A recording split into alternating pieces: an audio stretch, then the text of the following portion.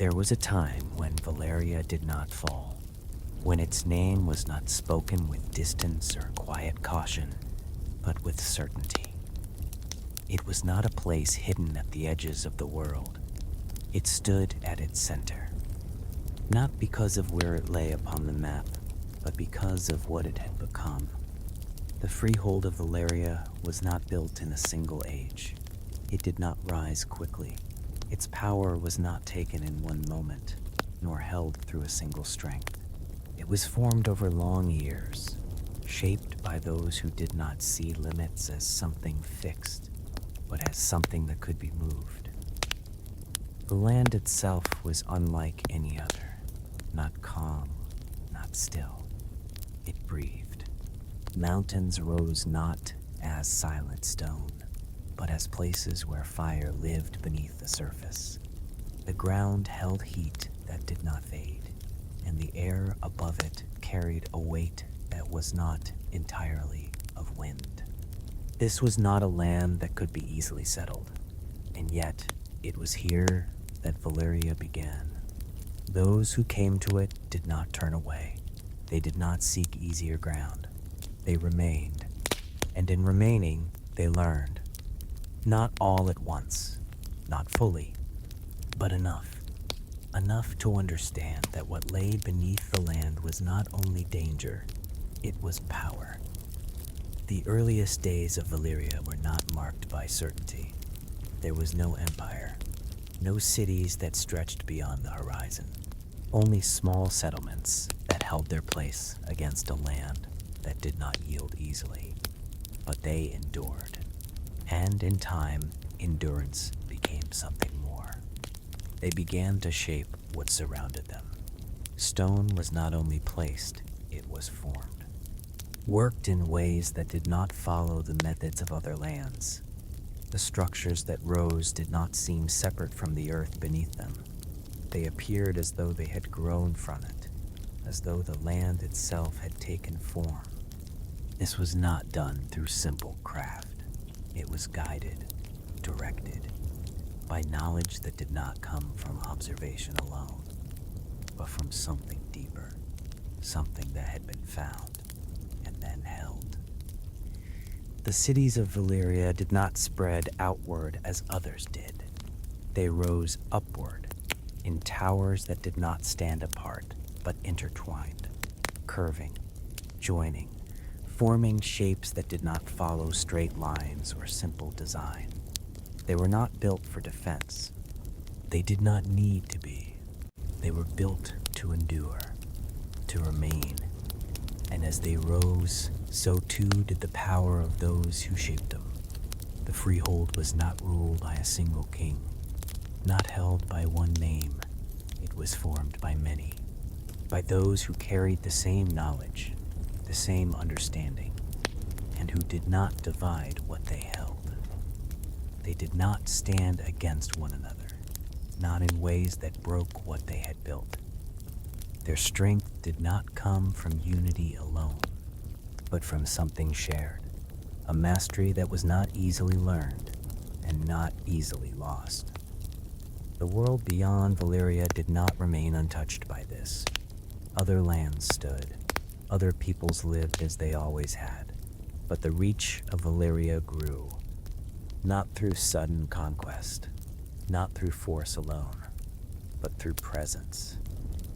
Through the quiet certainty that what had been built would not be undone. Ships moved from its shores, not in great numbers at first, only enough to carry what Valyria had become beyond its borders. And where they reached, change followed. Not always quickly, not always fully, but it remained. The name of Valyria began to carry, across waters, across lands, spoken not as something distant, but as something that could not be ignored. And still, within the freehold itself, there was no sense that this was the height of what could be, no thought that it had reached its limit, because there were no limits that could be clearly seen, only what had been achieved, and what remained possible. The mountains continued to burn beneath the surface. The land remained alive with heat, and the people of Valyria did not turn from it. They moved closer. They shaped it. They made it part of what they were. And in doing so, they became something the world had not seen before. Not simply a people, not only a power, but something greater. Something that did not yet understand that it could end. Before Valyria became feared, before its name carried across distant lands, there was something within it that set it apart. Not its cities, not its reach, but what it had learned to hold. Dragons did not belong to Valyria, not at the beginning. They existed before it, creatures of fire and air, shaped by the same forces that lay beneath the land. They moved where they willed, untouched by rule, beyond the reach of those who lived upon the ground. They were not easily found, and when they were not approached. For most, they remained distant, something seen from afar, something not meant to be held. But Valyria did not remain distant. Those who lived there did not turn away from what could not be controlled. They moved toward it, not all at once, not without cost, but steadily. They learned, not through force, not through attempts to break what could now make me feel grazed, to make me feel dead. Not through patience, through understanding that what could not be commanded might still be known. This knowledge did not spread widely. It remained within those who could hold it, who could understand it without losing themselves to it. And through them, something changed. The distance between dragon and rider did not disappear. It narrowed, not fully, not in a way that removed what the dragons were, but enough. Enough that they could be approached, enough that they could be followed, and in time, enough that they could be ridden. This was not a moment, not a single event that marked the beginning. It was a long process, quiet, difficult, not always successful. Many who sought it did not return. Others did, but did not hold what they had learned. Only a few remained. And it was through them that Valyria became something more than a land shaped by fire. It became a power that could move through the sky. Dragons did not become servants. They were not reduced. They did not lose what they were. They remained as they had always been, but they allowed something, a presence, a bond that did not take from them, but aligned with them. And through that bond, Valyria extended itself beyond what had been possible before. Distance no longer held the same meaning. Mountains did not stand as barriers. Seas did not separate. The sky became a path, and along that path, Valyria moved. Those who rode did not do so with display. They did not rise for spectacle. They did not call attention to what they held. They moved with certainty, with the quiet knowledge that what they carried was unmatched. And the world began to understand. Not all at once, not through a single moment, but gradually. That what Valyria had become could not be opposed in the ways that had once been possible. The presence of dragons did not bring chaos. It did not descend into uncontrolled destruction. It remained measured, directed, used not to break what stood without thought, but to ensure that what Valyria extended would not be resisted. And so, the power of the freehold grew, not only across land, but above it. And in that, something changed. Not only in how others saw Valyria, but in how Valyria saw itself. The limits that had once existed no longer remained, not because they had been removed, but because they had been passed. And in passing them, there was no longer a clear place where they could be seen. Only what lay ahead, unmeasured, unbounded, and still the land beneath them continued to burn, unchanged, unquiet. Power does not always announce itself. It does not always arrive with noise or sudden change. Often, it grows in ways that are not immediately seen. In the case of Valyria, it did not spread as a storm. It extended, quietly, steadily. From its center, where the land still breathed with fire, its reach began to move outward, not in a single direction, but in many at once, following paths that were not always planned, but always carried forward. The ships that left its shores did not seek to conquer in the way other lands had known conquest. They did not arrive to break what stood. They arrived and remained. Settlements formed along distant coasts, small at first, not imposing, not set apart by great walls or declarations, only present. And from those places, Valyria continued to grow. The lands beyond did not fall in a single moment. They did not vanish. They changed, slowly, as influence settled over them. Trade followed.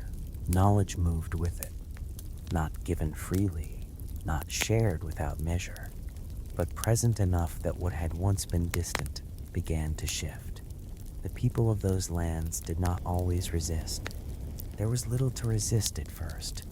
No force pressed upon them, no demand that broke what they were, only a gradual presence that did not leave. And over time, what remained unchanged became less certain. Valyria did not need to move quickly. It did not need to take what was not given, because it held something that made resistance difficult, not through fear alone, but through certainty, the knowledge that what stood behind it could not be easily undone. Dragons were not always seen. They did not need to be. Their presence was known without being shown, and that knowledge remained. Cities began to rise in distant lands that bore the mark of Valyria, not identical, not shaped in the same way as those at its center, but influenced. Their stone worked differently, their forms less rigid, more curved, more aligned with the methods that had first been shaped in the freehold. The reach of Valyria did not break what it touched. It absorbed it. Not completely, not all at once, but enough. Enough that what had once stood apart no longer remained entirely separate. There were those who opposed it, as there are always those who stand against what grows. But their resistance did not spread. It did not gather, because what they stood against did not move in ways that could be easily answered. There was no single force to face, no army that could be met and turned away. Only a presence that did not retreat, that did not weaken, that did not require immediate victory to remain. And so, over time, the opposition faded. Not always through defeat, sometimes through change. Sometimes through change. Sometimes through the quiet understanding that what stood before them would not pass. The freehold itself did not appear to strain under this growth. It did not show signs of reaching its limit. Its cities remained strong, its people unchanged in their certainty. The land beneath it continued to burn. The mountains continued to hold their fire. And this, too, became part of its strength. Not something feared, but something understood. Something that had always been there and had never turned against them. The power of Valyria did not feel fragile. It did not seem as something that could fall. It had been built slowly, extended carefully, held without division. And because of that, it did not appear to have an end. Only a continuation, only what would come next. And still, beneath it all, the land remained as it had been from the beginning. Unquiet, unsettled, not changed by what stood above it, only waiting. Beneath all that Valyria had built, the land did not rest. It had never rested.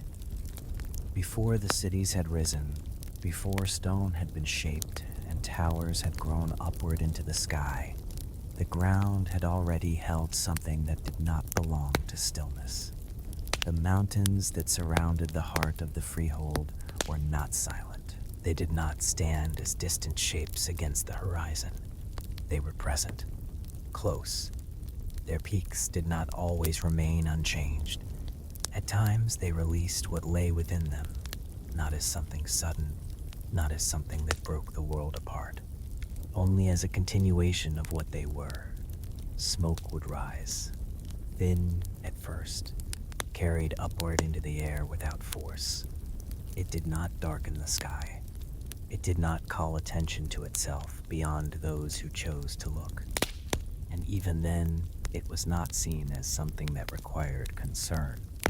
It was known, understood as part of the land, as something that had always been.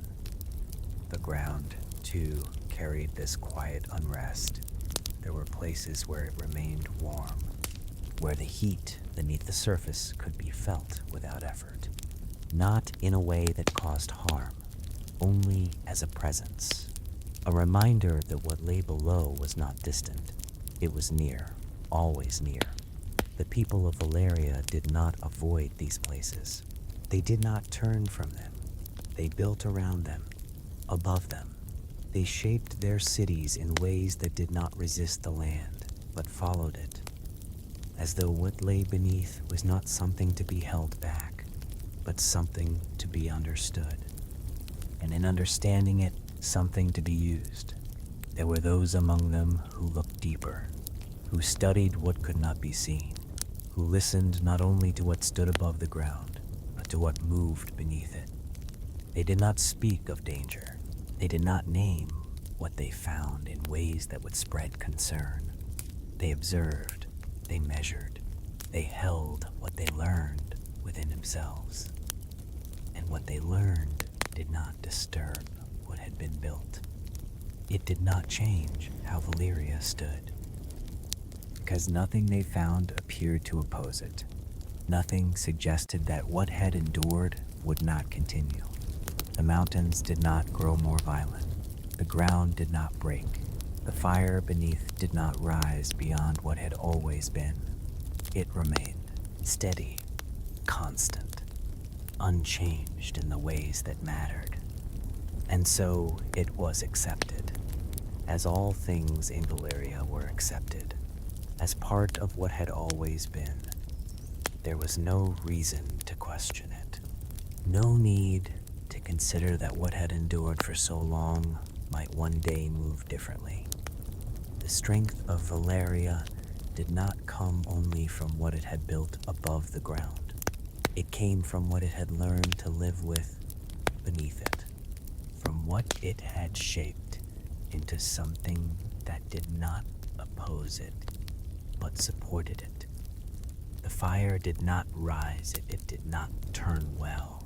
It remained where it was, and because of that, it was not feared.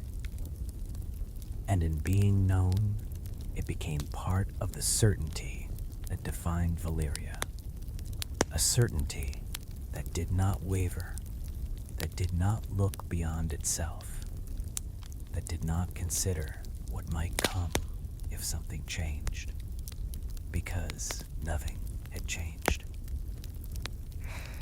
Not in ways that could be seen, not in ways that could be felt.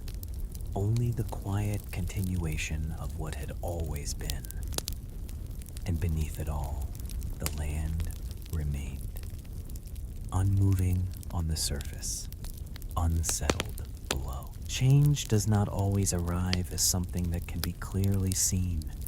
It does not always break what stands, nor does it announce itself in ways that demand attention. Often, it begins in smaller ways, in moments that pass without being held, in shifts that do not remain long enough to be understood. In Valyria, these changes did not come as a single event. They did not gather in one place. They appeared, and then they were gone. At first, there was nothing to mark them as different. The mountains continued as they always had. Their peaks held the same quiet presence. The air above them remained clear, and yet there were moments when the smoke that rose from them did not follow the same path. It lingered. Not long. Not enough to darken the sky. Only enough to remain a little longer than it should have. Those who saw it did not speak of it. Not because they wished to hide it, but because it did not seem to require notice. It passed, as all things passed. There were times when the ground carried a warmth that did not settle as it once had. Not stronger, not dangerous, only different. A presence that did not fade as quickly. A heat that remained where it would have once lessened. These moments did not gather. They did not repeat in ways that could be easily traced. They appeared in one place, then not again. And so, they did not form a pattern. They did not become something that could be understood. Those who studied the land saw them. Not always, not fully, but enough to know that something had shifted. And yet, even then, there was no certainty in what that shift meant. Nothing that could be named, nothing that could be held. Only a sense that what had always remained steady had begun, in small ways, to move. The people of Valyria did not change their ways. There was no reason to. The cities stood as they always had. The towers rose. The dragons still moved through the sky. Nothing had been taken. Nothing had been broken. The reach of the freehold remained unchallenged, unmatched. And so, these signs did not grow into concern. They did not spread. They did not shape thought. They passed, as the smoke passed, as the warmth faded, leaving nothing behind that required action. Time continued, not marked, not measured, only moving. And within that movement, the small changes remained small, unformed, unconnected. Not yet something that could be seen as a whole. And because of that, they were not held. They were not remembered. They were not gathered into something that could be understood. They were only there, and then not. There are things that are seen, but not held. Not because they are hidden, not because they are beyond understanding, but because they do not fit within what is already known. In Valyria, nothing had ever demanded doubt. Nothing had ever broken what had been built. The freehold had endured. Its cities remained. Its power had not been challenged in any lasting way. And so, the idea that something within it might begin to change did not take root. The small signs that appeared did not gather into meaning. They did not form a pattern that required attention. Because there was no place within Valyria's understanding for such a pattern to exist. The land had always held fire. The mountains had always breathed. The ground had always carried heat beneath it. These things were not new.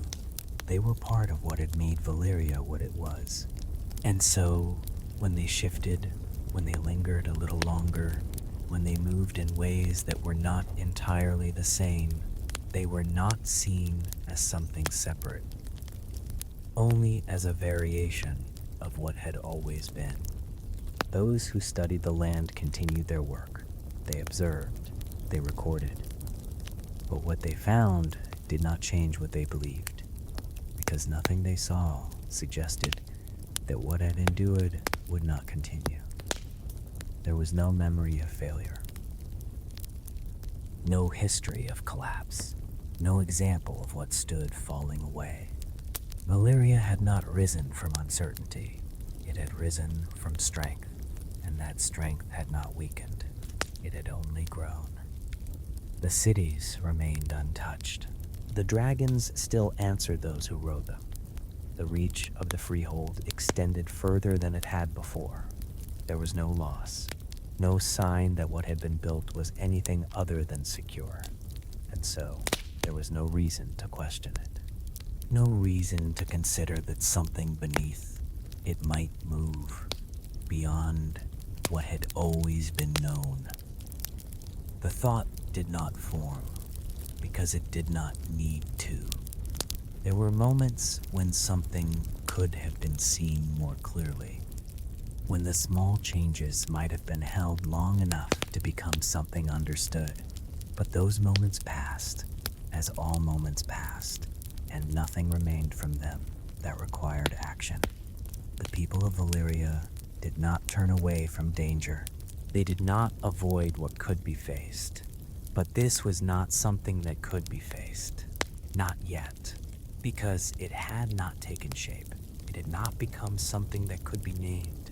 Only something that did not fully belong, but was not yet separate. And so it was left. Not dismissed, not denied, only not held. Because there was no reason to hold it. The certainty that defined Valyria remained, unbroken, unquestioned. It had been built over long years, strengthened through what had been achieved, reinforced by what had never failed, and because of that, it did not bend. It did not allow space for doubt, not because doubt was resisted, but because it had never been needed. And so, what might have been seen was not. What might have been understood was not. And what might have been changed remained unchanged. It did not begin with a single moment. There was no instant when the land broke apart, no sudden change that divided what had been from what would follow. The beginning of the doom was not marked. It did not arrive. It was already there. At first, nothing seemed different. The cities stood. The towers remained. The dragons moved as they always had. And yet, beneath all of this, something had shifted beyond what had come before. The ground did not tremble in ways that called attention. It did not break. It did not open. But it no longer held the same quiet certainty. There were moments, small, easily passed, when something could be felt beneath the surface. Not movement, not force, only a sense that what lay below was no longer entirely still. These moments did not gather.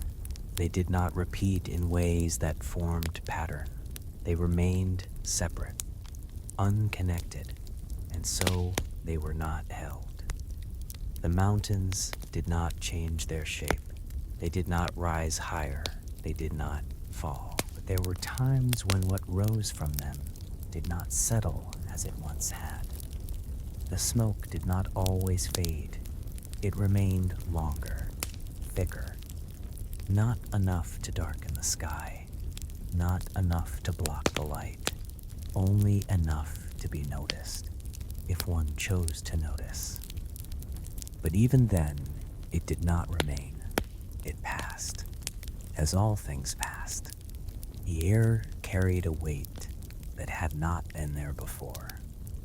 Not constant, not heavy, only present in moments, as though something beneath the land pressed upward, not with force, but with presence. And then it would fade, leaving nothing behind. The people of Valyria did not change. There was no call to change. The signs did not demand it. They did not break what stood. They did not take anything. And so, life continued, as it always had. The cities remained filled. The towers still rose. The dragons still answered. Nothing had been lost. Nothing had been undone. And yet, what had begun did not stop. It did not return to what it had been. It continued, quietly, without direction that could be followed, without form that could be understood. The land beneath Valyria was no longer only what it had always been. It had begun to move beyond that, not violently, not suddenly, only further. And because it had not yet taken shape, because it had not yet become something that could be seen fully, it remained outside of thought, outside of concern. It did not belong to what was known, and so it was not held. But it did not need to be held to continue. It did not need to be seen to grow. It remained beneath everything that had been built, beneath the stone, beneath the cities, beneath the certainty that had defined Valyria for so long. And it continued. There was no single moment that could hold it, no instant where all things changed at once. What had begun beneath the land did not rise in one movement. It unfolded, slowly, without pause. The mountains did not erupt together. They did not answer one another. Each moved as it would, in its own time, in its own place. And yet, what came from them did not remain separate. Fire rose, not as a sudden burst, but as something that had always been there, now no longer held beneath the surface. It did not rush upward. It did not explode outward. It emerged. Steadily, the ground opened in places where it had always been closed, not breaking apart with force, but giving way, as though what lay beneath had simply reached a point where it could no longer remain contained. The cities did not fall in a single moment. Their towers did not collapse at once. They remained standing, even as what supported them began to change. Stone that had once held its shape began to shift. Not suddenly, not violently, only enough that what had been certain was no longer fixed.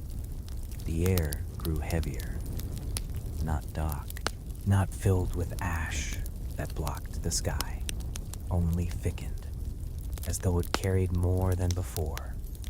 Breathing did not become impossible, only different, more present. The dragons did not vanish. They did not flee in a single motion. They remained, at first, moving as they had always moved, unchanged in form, unchanged in presence. But what lay beneath them was no longer what it had been. The ground that had once supported them no longer held the same stability. The air they moved through no longer carried the same stillness. And in that, something shifted. Not in them, but in what surrounded them. Fire continued to rise, not in bursts, not in waves, but as a constant, a presence that did not lessen, that did not retreat. It did not need to spread, because it was already everywhere it needed to be. The people of Valyria did not react at once. There was no single realization that brought them into action, because nothing that happened resembled what they would have expected from danger. There was no clear beginning, no moment that could be named, only the continuation of what had already begun. And so, there was no single response, no movement that could meet what was unfolding. Only those who moved as they could, those who remained where they were, those who did not yet understand, and those who never would. The freehold did not fall as a structure falls. It did not break. It did not shatter. It changed into something that could no longer hold what it had been.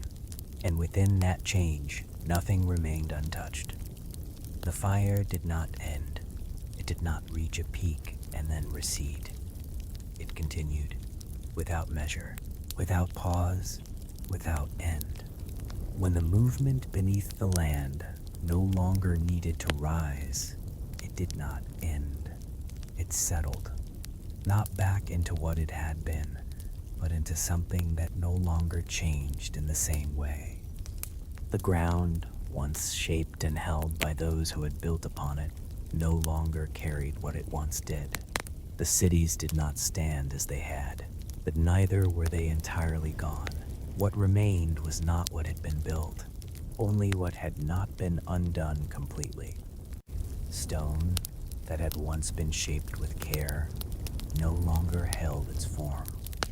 It did not collapse in full.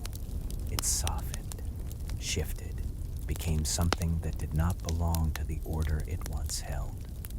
The towers no longer reached upward, not in the way they had. Their forms were broken, though not always fallen, as though they had been left unfinished in the moment they ceased to remain. The air did not clear. It did not return to what it had been before. It remained thick, not heavy, not choking, only present, holding within it what had passed and what had not yet left. There was no sound that marked the end, no silence that followed a final moment, only the absence of what had once been there. The movement of life did not return. The voices that had filled the cities did not rise again. The paths that had been walked did not carry steps. What remained did not call to be restored. It did not invite return. It did not ask to be understood. It simply remained. The land itself did not rest, not fully. What had moved beneath it did not return to stillness. It continued, less visibly, less present, but not gone. There were places where the ground still carried warmth, where the air still shifted in ways that did not belong to the world beyond. These were not signs of what had happened. They were part of what remained. The memory of Valyria did not settle into the land in a way that could be held. It did not become something that could be walked through and understood, because what had been there had not ended cleanly. It had not passed into stillness. It had changed into something that did not belong to what had come before, and so it could not be remembered in full, only in fragments, only in what could be seen without being known. Those who came later did not stay, not long, not without reason, because what remained did not allow for presence in the way other places did. It did not hold those who entered it. It did not offer anything to be taken, only what remained of what had been, and that was not enough to remain. The world beyond Valyria continued, as it always had. The absence of the freehold did not stop it. It did not change its course. It moved forward, leaving behind what could not follow, and Valyria remained. Not as it had been, not as something that would return, only as something that had once stood and no longer did. There are places in the world that can be remembered clearly. Their names remain. Their shapes can be described. Their stories can be told in ways that hold what they once were. Valyria is not one of them. What remains of it cannot be gathered into a single telling. It does not rest within memory as something complete, only in fragments, in pieces that do not fully join. The land still exists, though not as it once did.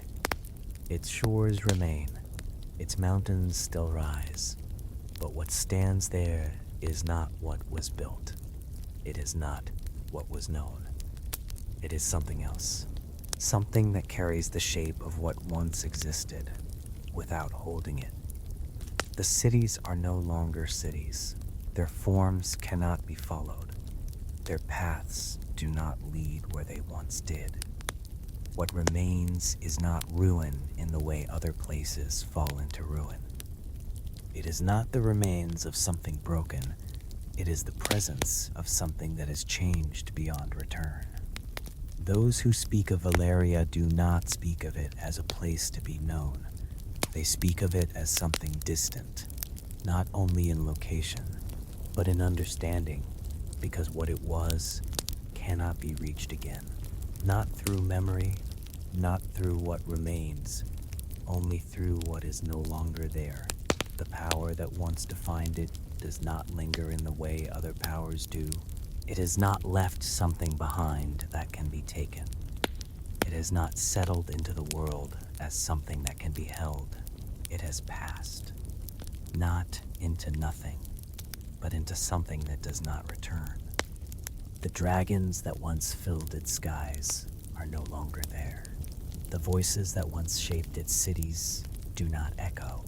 The presence that once defined it has not remained. And yet, something is still there.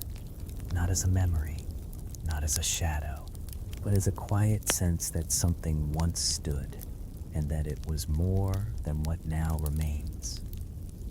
It is not fear that surrounds it, not in the way that fear is known. It is distance, a separation, as though the place itself does not belong fully to the world anymore. And perhaps it does not. What Valyria was cannot be restored, not because it was destroyed, but because it passed beyond what could be brought back. It was not only a place, it was something that believed it would continue, that what it had built would remain. And in that belief, it did not see what lay beneath it. It did not hold what might have changed. And so, it did not turn. It did not stop. It continued until it no longer could. And now, it remains, not as it was, not as something that will be again, only as something that once stood and is now beyond reach. If you'd like to remain in these quiet stories, there are more waiting for you. You can stay and let another begin. And if you return often, you can follow the channel.